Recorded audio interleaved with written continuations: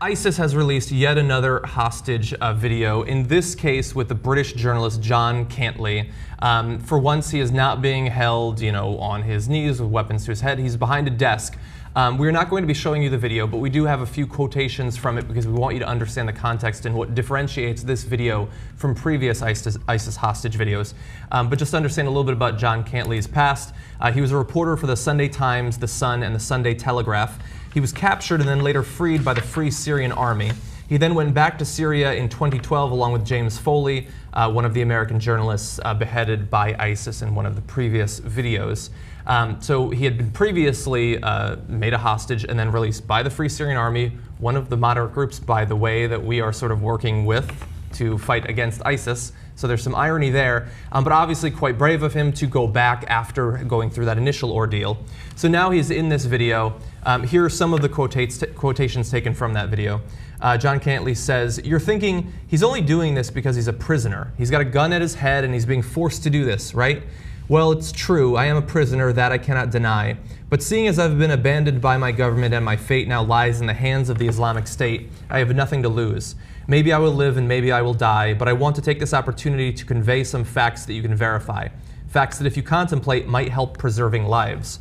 After two disastrous and hugely unpopular wars in Afghanistan and Iraq, why is it that our government appears so keen to get involved in yet another unwinnable conflict? There is time to change the seemingly inevitable consequence of events, but only if you, the public, act now." So obviously nobody likes to see a man obviously being forced to say something scripted for him by a terrorist organization. I don't want us to get involved in another quagmire in the Middle East, whether in Syria or in Iraq, but I don't like to hear even that sentiment being put in the mouth of an innocent man by a terrorist group that's holding him hostage.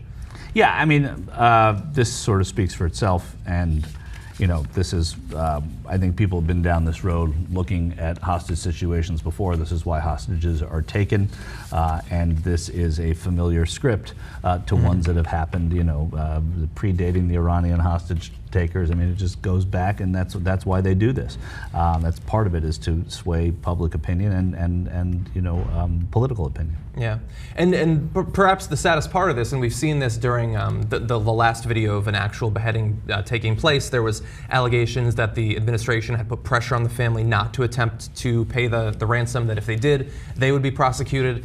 And really, everybody involved in this is in an absolutely impossible situation. Yeah. Because for you, if it's a family member of yours, the most important thing by far, obviously, the only consideration is to get that person back safe and unharmed. Mm-hmm. But we do have to think about the fact that this is becoming a pattern of events. We don't know if ISIS is going to maintain this strategy off into years, it could possibly be.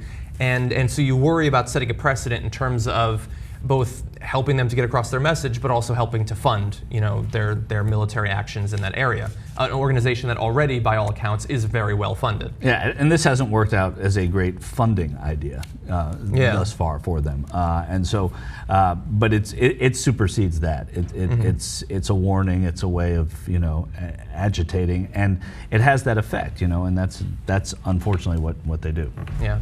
So why don't we turn from that, an obviously tragic incident involving ISIS, to one that is most likely more positive.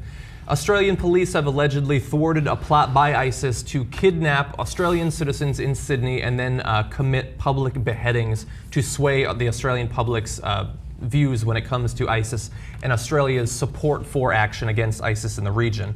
More than 800 police were involved in the pre-dawn security operation in Sydney and Brisbane, which was described as the largest in Australian history and resulted in the detention of 15 people. Now, the intelligence that the Australian police were working with involved reports that the plan included snatching a person at random in Sydney, Australia's largest city, and executing them on camera draped in the group's black flag. We have a message from Tony Abbott, the Prime Minister of Australia, who said, "The exhortations, quite direct exhortations, were coming from an Australian who is apparently quite senior in ISIL to networks of support back in Australia to conduct demonstration killings here in this country." So obviously a very large operation in those two cities, primarily in the western portion of Sydney. They have a quite large Muslim population there. So they call the Lakemba district, and again, I mean, the people there feel as if they are unfairly fingered for being targeted for being Muslim, as they do everywhere. One of them, Osama Farai, a university student, a 40-year-old university student, giving me hope, I guess, says there are idiots everywhere, Jews, Christians, Muslims, everywhere. I think he's right about that. Yeah, and that's true. He said, I hope they have solid facts, but if they don't, this is going to be the basic platform from which the community engages with law enforcement moving forward from here. You talked about the disproportionate number of law enforcement for 15 arrests, over 800 police involved. Yeah. And you know, they're on alert there now too, because they're hosting the G20 summit, and actually I'm only mentioning this guy because his name is Joe Hockey. You know, hey, who do you think you are, Joe Hockey? Hockey. I mean, you know, I'd name a dog that. He said that the necessary precautions had been put in place for a G20 leaders summit, and that this would not be a distraction to that. Yeah, and so Australia has recently raised their security level, sort of the equivalent of a similar system we have in the U.S. and is operating in Britain. Obviously, they're extremely worried because, as we've reported and continue to report as these videos come out, ISIS or ISIL or IS, whatever you want to refer to it as, they're trying to make their mark both in that region and allegedly in other countries as well. A number of, something like over 130 Australians are currently known to be fighting alongside ISIS in either Iraq or Syria, and it's believed that up to 20 of them might have traveled back to Australia. And I don't know exactly how to respond to it, because I hear the same arguments being made by Fox News here that, you know, they're coming over the border from Mexico and they're going to cause, you know, absolute chaos, and so we should launch an all-out war throughout the region. I don't know, honestly, enough about Australian politics to say whether that's the same thing that's going on.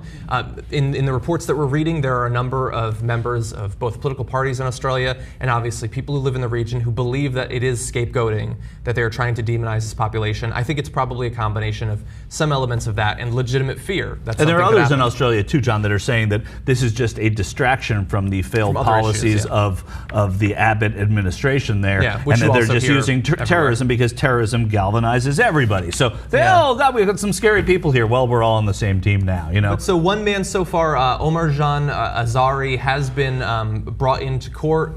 He's being charged with conspiracy to commit a terrorist act. He's going to remain in custody until November, but based on what his lawyer is saying, who is somewhat biased, they're basing all of this off of one phone call. And it is possible that in the end they will simply be overreacting to either a phone call or some social media activity, someone expressing support in Australia for ISIS. Yeah.